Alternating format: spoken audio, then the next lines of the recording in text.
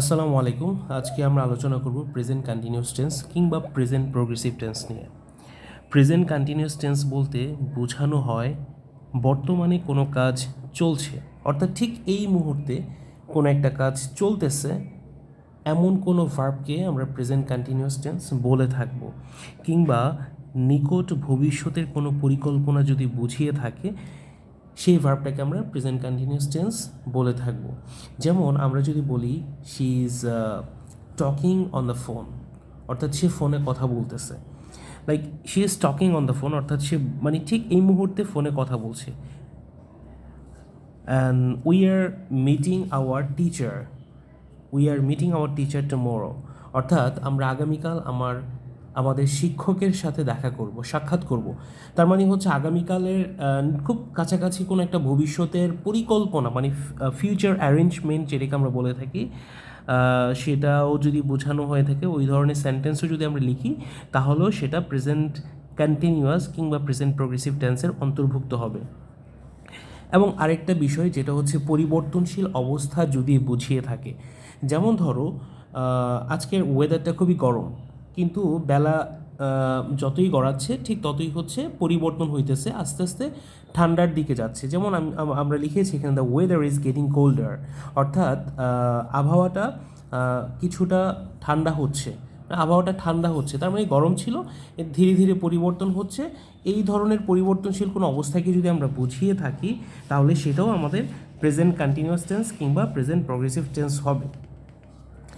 ওকে, so আমরা এখন আলোচনা করব স্ট্রাকচার নিয়ে। প্রেজেন্ট কন্টিনিউয়াস টেন্স মানে হচ্ছে কি, আমরা যেটা বললাম যে কারেন্টলি বা বর্তমানে তুমি একটা কাজ করতেছো, চলমান অবস্থায় আছে, এমন এমন টাইপের সেন্টেন্সগুলোকে হচ্ছে প্রেজেন্ট কন্টিনিউয়াস টেন্সের অন্তর্ভুক্ত করা হবে বা তালিকাভুক্ত করা হবে।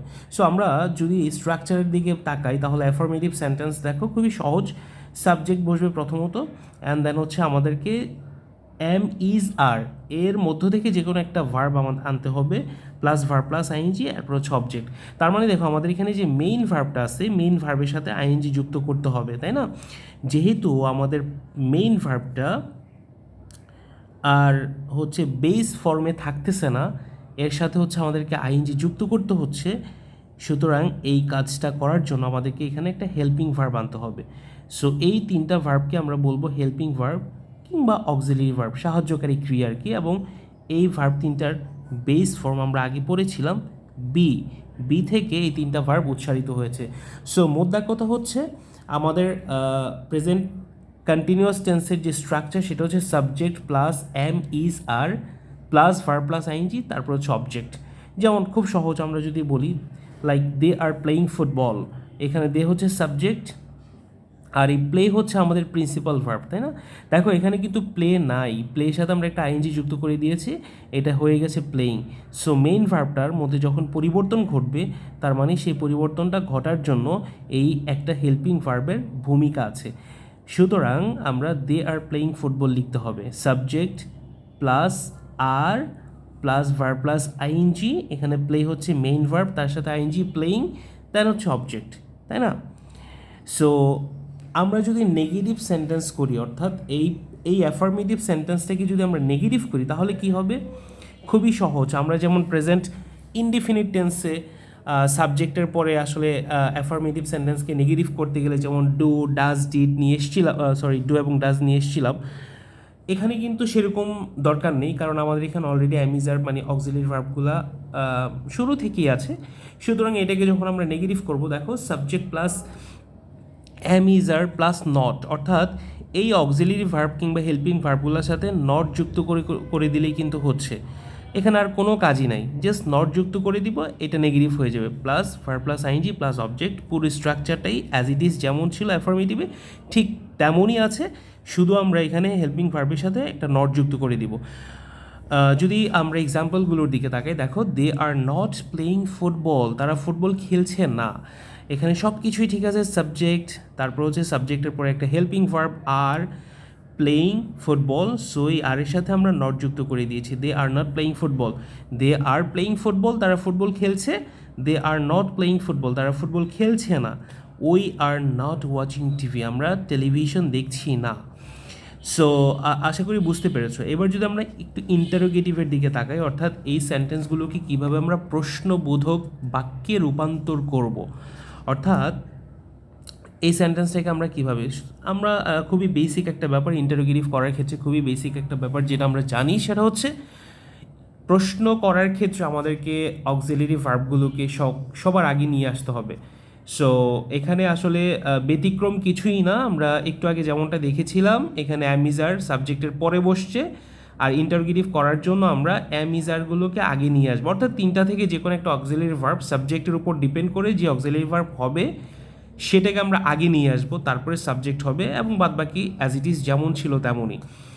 যেমন দেখো, এই ইজ শি কামিং টুডেই, সে কি আজ আসবে, মানে সে কি আজ মানে আসবে, আসতেছে, এরকম বুঝাইতেছে আর কি। সো সেন্টেন্সটা ছিল মূলত কেমন, দেখো এখানে যদি আমরা ইজটাকে বাদ দিয়ে দিই তাহলে হচ্ছে কি, ইজটাকে বাদ দিই বলতে কি, ইজটাকে যদি আমরা সাবজেক্টের পরে নিয়ে আসি তাহলে কেমন হবে, শি ইজ কামিং টুডেই, সে আজকে আসতেছে, কেমন, সে আজকে আসতেছে। তো এখন প্রশ্ন করব কি, সে কি আজকে আসতেছে, এই প্রশ্নটা করার জন্য আমরা সাবজেক্টের পরে যে অক্সিলারি ভার্বটা বসার কথা ছিল সেটাকে সামনে নিয়ে আসছি, ইজ শি কামিং টুডেই, সে কি আজকে আসতেছে। আর দে প্লেয়িং ফুটবল, তারা কি ফুটবল খেলতেছে, মূলত সেন্টেন্সটা ছিল কি, দে আর প্লেয়িং ফুটবল, তারা ফুটবল খেলতেছে, এটাকে আমরা করলাম কি, আর দে প্লেয়িং ফুটবল লিখলাম, তারা ফুটবল খেলছে, আর আমরা এখন বলতেছি কি, তারা কি ফুটবল খেলছে। সুতরাং আমাদের মানে অ্যাকসেন্টও কিন্তু চেঞ্জ করতে হবে, বলার ক্ষেত্রে কিন্তু আমাদের প্রশ্নবোধক একটা অ্যাকসেন্ট নিয়ে কথা বলতে হবে, কেমন, তারা কি ফুটবল খেলছে, এটা হচ্ছে প্রশ্ন। ওকে, সো এবার আমরা খুবই ইম্পর্ট্যান্ট একটা ব্যাপার দেখব। এই যে এতক্ষণ আমরা যা আলোচনা করলাম এগুলো হচ্ছে আমাদের প্রেজেন্ট কন্টিনিউয়াস টেন্সের খুবই বেসিক, এবং মোটামুটি এটাই হচ্ছে আমাদের একটা আইডিয়া নেওয়ার জন্য যথেষ্ট। তবে এখন যে ব্যাপারটা নিয়ে আমরা আলোচনা করব সেটা হচ্ছে স্ট্যাটিক ভার্ব। স্ট্যাটিক ভার্ব হচ্ছে এমন কিছু ভার্ব যে ভার্বগুলো প্রেজেন্ট কন্টিনিউয়াস টেন্সে ব্যবহৃত হয় না, কেমন। সো আমরা তো জানি যে মেইন ভার্বের সাথে আমরা প্রেজেন্ট কন্টিনিউয়াস টেন্সে আসলে যে কোনো ভার্ব বসালেই তারপরে একটা আইএনজি যুক্ত করতে হবে। সো কিছু কিছু ভার্ব আছে যেগুলোর সাথে কখনোই আইএনজি যুক্ত হয় না, ঠিক আছে। সো সেগুলোকে বলা হয় স্ট্যাটিক ভার্ব। সো দেখো, এখানে আমি একটা ডেফিনেশন লিখেছি স্ট্যাটিক ভার্বের, সাধারণত কোনো পরিবর্তনশীল কাজ নয়, মানে কোনো ডাইনামিক ভার্ব না, যেটা হচ্ছে সচল, যেটা সক্রিয়, যেটা যেটা আসলে কাজ করে। যেমন রান, আমি যদি বলি যে রান, রান হচ্ছে একটা ভার্ব, মানে দৌড়ানো। এই দৌড়ানোটা কিন্তু আসলে ফিজিক্যালি তুমি কিন্তু আসলে একটা যে কাজ করতেছো, যে কেউ দেখলে কিন্তু বুঝতে পারবে, অর্থাৎ ছেলেটা দৌড়াইতেছে, হ্যাঁ তুমি দৌড়াচ্ছ, এই তোমার কাজটা কিন্তু ডাইনামিক একটা ভার্ব, মানে তুমি যে দৌড়াইতেছো সেটা যে কেউ দেখলে বুঝতে পারবে যে তুমি একটা কাজ করতেছো। বাট আমি যদি বলি যে নো, এই নো অর্থ হচ্ছে কি, জানা, এটাও কিন্তু একটা কাজ। বাট তুমি জানতেছো যে I know something about your self, আমি তোমার সম্পর্কে কিছু জানি, অর্থাৎ ওই লোকটার ব্যাপারে কিছু তথ্য তোমার মাথায় কি বলে যে গেঁথে গেছে, তোমার মাথায় এগুলো আছে। সো এটাও কিন্তু একটা কাজ, বাট তোমার মাথায় যে আছে এটা হচ্ছে একটা জ্ঞানমূলক কাজ, একটা অবস্থাকে বুঝাইতেছে, একটা একটা সিচুয়েশনকে বুঝাইতেছে। সুতরাং এই কাজটাকে কিন্তু আসলে বাইরে থেকে কেউ বুঝতে পারবে না যে এটা একটা কাজ ঘটতেছে তোমার ব্রেইনের মধ্যে, তাই না। সুতরাং এটা হচ্ছে বেসিক ডিফারেন্স, এটা হচ্ছে একটা এটা হচ্ছে একটা স্ট্যাটিক ভার্ব, এবং এটা হচ্ছে একটা ডাইনামিক ভার্ব, যেটা হচ্ছে সচল এবং এটা হচ্ছে নিশ্চল আমরা বলতে পারি, কেমন। সুতরাং দেখো, স্ট্যাটিক ভার্ব হচ্ছে সাধারণত কোনো পরিবর্তনশীল কাজ নয়, বরং কোনো স্থির বা মানসিক অবস্থাকে বোঝায়, আমাদের পঞ্চ ইন্দ্রিয়র যে কাজগুলো আছে সেগুলোকে বোঝায়, অনুভূতি বা চিন্তাকে বুঝিয়ে থাকে, কেমন।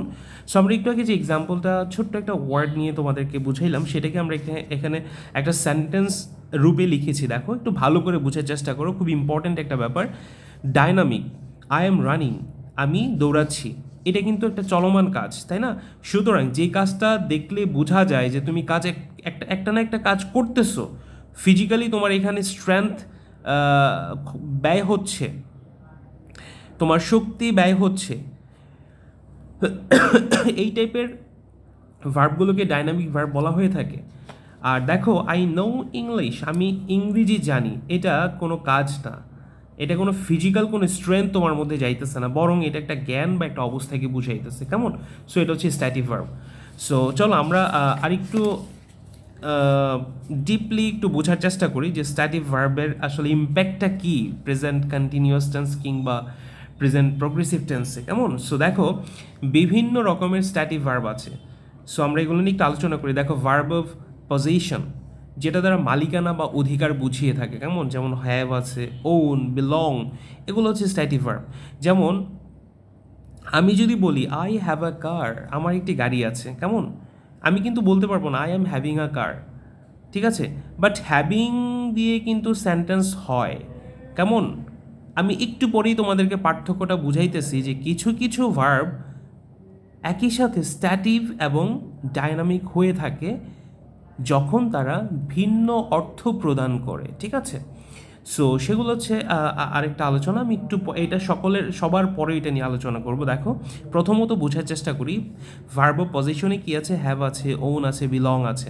সো আমার একটি গাড়ি আছে, I have a car, but আমি বলতে পারবো না। দেখো এটা হচ্ছে কারেক্ট ওয়ার্ড, কারেক্ট সেন্টেন্স, এবং এটা হচ্ছে wrong sentence. I am having a car, আমি কখনো আই অ্যাম হ্যাভিং আ কার বলতে পারবো না, ঠিক আছে? বাট আমি বলতে পারবো I am having my dinner, আমি আমার খাবার খাইতেছি। যখন খাবার খাওয়া অর্থে বুঝায় তখন কিন্তু আমি হ্যাভিং বলতে পারবো, বাট যখন আছে অর্থে বুঝাবে তখন হ্যাভিং বলতে পারবো না, ঠিক আছে? হ্যাভ বলতে হবে। সো এটা হচ্ছে পার্থক্য, আশা করি বুঝতে পারছো। This book belongs to me, এটা আমার বই। This book is belonging to me, আমি এটা বলতে পারবো না। আবার বিলঙ্গিং অর্থ কিন্তু কি বোঝায় জানো? বিলঙ্গিং অর্থ কিন্তু তোমার প্রয়োজনীয় জিনিসপত্র, ব্যাগেজ, লাগেজ, তোমার সাথে যা যা আছে সেগুলোকে কিন্তু বোঝায়, ঠিক আছে? ওকে, সো দ্য নেক্সট ওয়ান হচ্ছে কি, দেখো ভার্ব অফ ইমোশন, ঠিক আছে?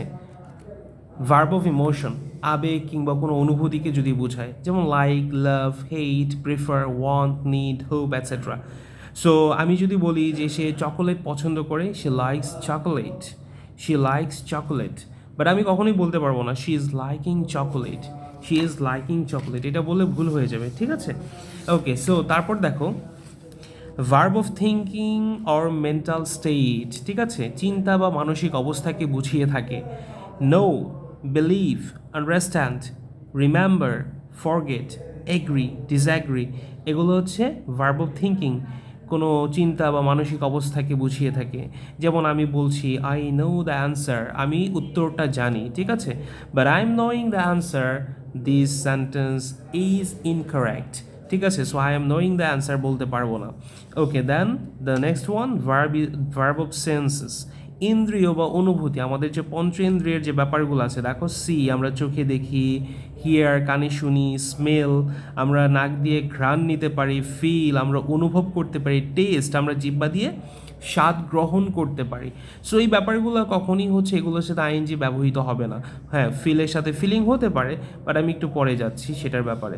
দেখো I C a bird, I C a bird, এটা কিন্তু তুমি পাখিকে দেখার কথা বুঝাইতেছে, বাট তুমি যখন এই সিকে কারোর সাথে সাক্ষাৎ করা অর্থে বুঝাবা তখন কিন্তু আবার আইএনজি হবে। হ্যাঁ, ওই আমি যেমনটা বলেছিলাম কিছু কিছু ভার্ব স্টেটিভ এবং হচ্ছে ডাইনামিক দুটোই হয়ে থাকে যখন এটা ভিন্ন অর্থ প্রদান করে থাকে, এটার অর্থের উপর ডিপেন্ড করে এটাকে আমরা কখনো ডাইনামিক কখনো হচ্ছে স্ট্যাটিক ভার্বে লিখে থাকি। ওকে, সো দেখো আই সি আ বার্ড, আমি একটি পাখি দেখেছি, বাট আমি এই অর্থে এটাকে সিং বলতে পারবো না। I am Singh a bird, এটা বললে ভুল হয়ে যাবে, কেমন? ওকে, ফাইন। সো হোয়াট নেক্সট, এই যে আমরা এখন দেখব যে কিছু ভার্ব আছে। এই এতক্ষণ আমরা স্টেটিভ ভার্ব নিয়ে আলোচনা করলাম যে কোন কোন ভার্বগুলো স্টেটিভ হতে পারে, ঠিক আছে? এখন দেখো কিছু ভার্ব আছে যেগুলো স্টেটিভও হতে পারে, যেগুলো হচ্ছে ডাইনামিকও হতে পারে, কেমন? দেখো আমি ফার্স্টে বলছি হ্যাভ নিয়ে।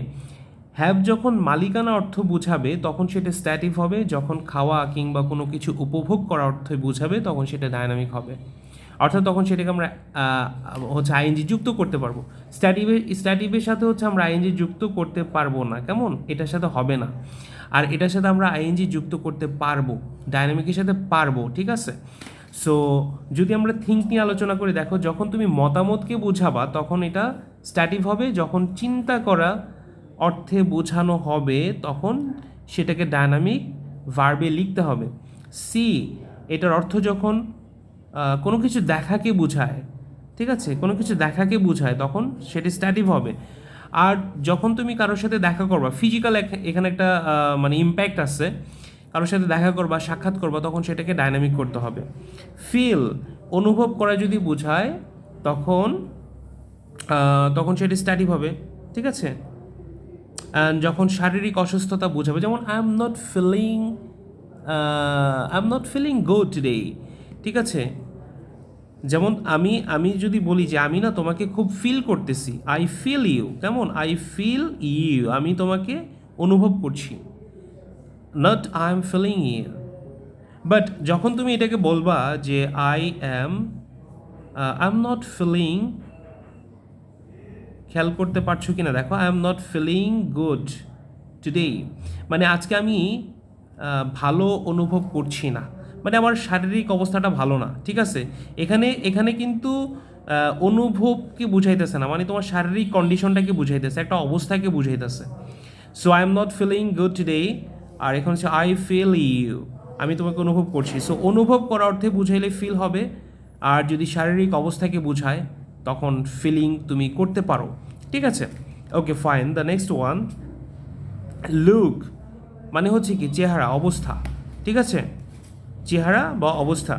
যেমন আমি যদি বলি যে হি লুকস বিউটিফুল, আর না, হি লুকস বিউটিফুল না, শি লুকস বিউটিফুল হতে পারে, কেমন, একটা ছেলেকে আমরা বিউটিফুল বলি না, আমরা বলতে পারি হি লুকস হ্যান্ডসাম। সো দেখো, শি লুকস বিউটিফুল, আমি যখন এটা লিখব তখন কিন্তু আসলে তার চেহারাটাকে বুঝাইতেছে, তার তার তার বাহ্যিক অবস্থাটাকে বুঝাইতেছে, কেমন, মানে সে দেখতে কেমন, সে দেখতে সুন্দরী, শি লুকস বিউটিফুল। বাট আমি যখন বলবো, আমরা বলি না যে লুক এট মি, তখন আমি বলতে পারি যে she is looking at me, she is looking at me, সে আমার দিকে তাকিয়ে আছে, she is looking at me, সে আমার দিকে তাকিয়ে আছে। যখন তাকানোটাকে বোঝাবে তখন কিন্তু লুকিং করতে পারবা তুমি। So these are the basic difference between the stative and dynamic verb. আশা করি বুঝতে পেরেছো যে আসলে স্ট্যাটিভ ভার্বগুলো কাকে বলা হয়, মানে ভার্বগুলো বলতে আমরা কী বুঝে থাকি, তাই না। সো ওকে ফাইন, সো এখন আমরা দেখি কিছু এক্সপ্রেশন আছে, কিছু টাইম এক্সপ্রেশনস আছে, কিছু কিওয়ার্ডস আর প্রেজেন্ট প্রোগ্রেসিভ আর প্রেজেন্ট কন্টিনিউয়াস টেন্স। এই যে ব্যাপারটা, এটা খুবই ইম্পর্ট্যান্ট, খুবই নর্মাল, খুবই সিম্পল, বাট ইম্পর্ট্যান্ট এই জন্য বললাম, যখন তোমরা হচ্ছে ফিল ইন দ্য ব্ল্যাঙ্কস করতে যাবা, যখন তোমরা ক্লোজ টেস্ট উইথ ক্লোজ আর উইদাউট ক্লোজ করতে যাবা, এই কিওয়ার্ডসগুলো দেখে বুঝতে পারবা যে আসলে এটা কোন টেন্স হবে। যখন তুমি সেন্টেন্সে নাও, টুডে, অ্যাট দ্য মোমেন্ট, দেন হচ্ছে কারেন্টলি, দিস ডেজ, টুনাইট, এগুলো বলতে সব কিছু বর্তমানকে বুঝাইতেছে। নাও মানে এখন, টুডে মানে আজ, অ্যাট দ্য মোমেন্ট মানে হচ্ছে এই মুহূর্তে, কারেন্টলি মানে হচ্ছে বর্তমানে, কারেন্টলি বর্তমানে, the prices are increasing day by day, বর্তমানে পণ্যদ্রব্যের দাম দিনে দিনে বাড়ছে। সো দেখো, এটা কিন্তু বর্তমান সিচুয়েশনকে আমরা যখন ইন্ডিকেট করব তখন এটাকে ব্যবহার করতে হবে। দিস ডেইজ বর্তমান সময়, বা মানে এই দিনগুলোতে, বর্তমান দিনগুলোতে, টুনাইট মানে হচ্ছে আজ রাতে। এই যে কি ওয়ার্ডসগুলো থাকলে তোমার বোঝাটা আরও সহজ হয়ে যাবে যে এই সেন্টেন্সটাতে এই কি ওয়ার্ডসটা আছে সেটা সাধারণত প্রেজেন্ট কন্টিনিউয়াস টেন্স হয়ে থাকে। যেমন আমরা যদি বলি now, she is studying now, সে এখন পড়ছে, পড়াশোনা করতেছে। Today, I am not feeling well today, আমি আজ ভালো অনুভব করছি না। At the moment, I am watching a movie at the moment, আমি এই মুহূর্তে একটা সিনেমা দেখতেছি। So that's all about the present continuous tense. আশা করি প্রত্যেকে বুঝতে পেরেছো। সুতরাং তোমাদের হোমওয়ার্ক থাকবে এই প্রেজেন্ট কন্টিনিউয়াস টেন্স নিয়ে অ্যাফার্মেটিভ, নেগেটিভ এবং ইন্টারোগেটিভ যতগুলো সেন্টেন্স, মানে এই তিনটে স্ট্রাকচার দিয়ে তোমরা অনেক অনেক সেন্টেন্স মেক করবা এবং কমেন্ট বক্সে সবাই কমেন্ট করবা।